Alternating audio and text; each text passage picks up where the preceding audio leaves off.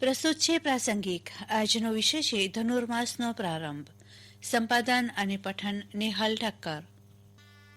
ભગવાનને ધ્યાન, ધૂન, ભજન, કીર્તન કરીને પ્રસન્ન કરવાનો માસ એટલે ધનુર્માસ. ધનુર્માસનો પ્રારંભ થઈ ગયો છે. મંદિરો ધૂન, ભજન, કીર્તનના નાદથી ગૂંજવા લાગ્યા છે. સર્વત્ર ભક્તિના દર્શન થવા લાગ્યા છે. ભક્તજનો પોતાના ઘરે ધાર્મિક ગ્રંથોનું પઠન અને પાઠન શરૂ કર્યું છે. ધનુર્માસને સંવત્સરનો ભૂષણ માનવામાં આવે છે. આ માસમાં ધ્યાન, ધરણા, જપ, તપ, વ્રત કરવાથી અનેક ગણું ફળ પ્રાપ્ત થાય છે. ધનુર્માસ એટલે કે ધનુષની માફક ભગવત ધામની પ્રાપ્તિના લક્ષ્યને સિદ્ધ કરવાનું સાધન. ધાર્મિક કાર્ય સિવાયના વ્યાવહારિક કાર્ય માત્રનો ત્યાગ કરીને એકમાત્ર ભગવત ભજન કરવાનો ધન્યભાગી સુઅવસર. ધનુર્માસ એટલે આધ્યાત્મિક ક્રાંતિની પૂર્વ ભૂમિકા. ધનુર્માસ એટલે માઘ સ્નાનની અને મકર સંક્રાંતિની ઉત્તરાયણની પૂર્વ તૈયારી. સૂર્યદેવ જ્યારે મકર રાશિમાં સંક્રાંતિ કરે છે તે અગાઉ 1 મહિના સુધી ધનરાશિમાં રહે છે. આ ધનરાશિમાં જે સૂર્યનું રહેવું તેને જ ધનુર્માસ, ધનાર્ક અથવા વિવાહાદી વ્યાવહારિક દ્રષ્ટિએ શુભ ગણાતા કાર્યોમાં કમૂરતા રૂપ ધનારક પણ કહેવાય છે.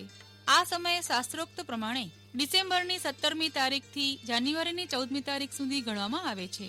આ સૂર્યદેવનો ધનરાશિમાંથી પસાર થવાનો સમય એટલે કે તમામ મનુષ્ય માત્રને પોતાના પુત્ર પુત્ર્યાદિના વિવાહ પ્રસંગ તથા જનોઈ આપવી વગેરે શુભ માંગલિક વ્યાવહારિક કાર્યોનો પણ ત્યાગ કરીને ભગવત ભજનમાં જોડાવાનો સમય. આપણા ઉપનિષદ ગ્રંથોમાં પણ આ ધનુર્માસના ધનુષ શબ્દનું યથાર્થ નિરૂપણ કરવામાં આવ્યું છે. આ ધનુર્માસમાં જનશ્રુતિ પણ એવી છે કે મનુષ્ય લીલાનું અનુકરણ કરતા પરમાત્મા શ્રી કૃષ્ણ ભગવાન બાલ્યાવસ્થામાં ગુરુ સાંદીપની ઋષિના આશ્રમમાં જઈને ધનુર્વેદ આદિ સમગ્ર વિદ્યા તથા 64 કળાઓને માત્ર 64 દિવસમાં જ ભણી ગયા હતા. આ માસમાં ભગવાને વિદ્યાનો અભ્યાસ કર્યો હોવાથી તેની યાદગીરી નિમિત્તે આજે પણ ભગવાનને સવારમાં વહેલા થાળ જમાડીને ભણવા મોકલવાની ભાવના વ્યક્ત કરવામાં આવે છે. તથા મંદિરમાં ભગવાનની પાસે ધાર્મિક પુસ્તકો તથા પેન, કલમ વગેરે રાખીને વિદ્યાભ્યાસના ફળ સ્વરૂપે પાટી વગેરેમાં સૂત્રાત્મક ઉપદેશના વાક્યો લખવામાં આવે છે. ધનુર્માસમાં 1 માસ સુધી સાંસારિક વિવાહાદી પ્રસંગોમાં કમૂરતા બેસતા હોવાથી તેમાં સુમુહૂર્ત યુક્ત ભગવત ભજન, સત્સંગ, કથા વાર્તાનું શ્રવણ આદિ પોતાના કલ્યાણકારી કાર્યો કરવામાં ભગવત ભક્તોને પૂરતો સમય મળી રહે છે. તેથી જ તો ભગવત ભક્તો સર્વે દરરોજ કરતા આ માસમાં વહેલા ઉઠીને મંદિરે જઈને પ્રભાત ફેરી, ધૂન કીર્તન તથા વિશેષપણે આયોજિત કથા વાર્તા વગેરેનું સત્પુરુષોના મુખ થકી શ્રવણાદિકનો લાભ પ્રાપ્ત કરે છે. આ પુણ્યમય ધનુર્માસનો પ્રતાપ જ એવો છે કે આબાલવૃદ્ધ સૌ કોઈ તેનો સંપૂર્ણ લાભ લેવાનું ચૂકતા જ નથી. સૌના મનમાં ભગવત ભજન કરવાનું તાન જાગે છે.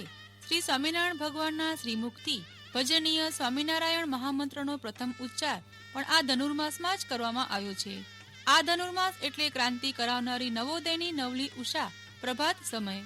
આ નવા વર્ષના પ્રાતઃકાલીન સૂર્યના મકર રાશિના પ્રવેશની ઉત્તરાયણ સંક્રાંતિના ઉદ્ગમ કાળમાં ભગવાન માર્ગે ચાલનારા ભક્તજનો આ સમયે જે અધિક ભજન, સ્મરણ, કથા વાર્તા વગેરે કરે છે તેને તે આખા વર્ષનું ભાતું બની રહે છે. અર્થાત સંપૂર્ણ વર્ષ દરમિયાન તે ભજન ભક્તિના આસ્વાદનું સ્મરણ કરતા ધનુર્માસમાં ભગવત પૂજનનો વિધિ બતાવતા ભગવાન શ્રી સ્વામિનારાયણ સત્સંગ જીવનમાં આ પ્રમાણે કહે છે: હે પુત્રો, સૂર્ય ધનુષ રાશિમાં પ્રાપ્ત થયે સતે ધનુષ લગ્નમાં ભગવાનને ઉના જળથી અભ્યંગ સ્નાન કરાવીને તેમજ સગડી મૂકીને નિત્ય પ્રાપ્ત શણગાર ધરાવવા તેમજ ભગવાનના ગુણોયુક્ત કીર્તનો ગવડાવવા. પ્રાતઃકાળથી મંદિરમાં સ્વામિનારાયણ મહામંત્રની ધૂન કરવાની પ્રણાલિકા છે.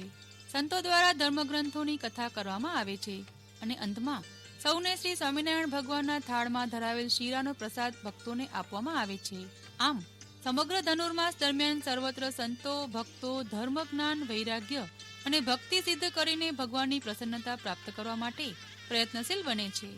વર્ષમાં એકવાર આવતા આ ધનુર્માસનો આપણે પણ લાભ લઈએ અને ભગવાનને પ્રસન્ન કરીએ.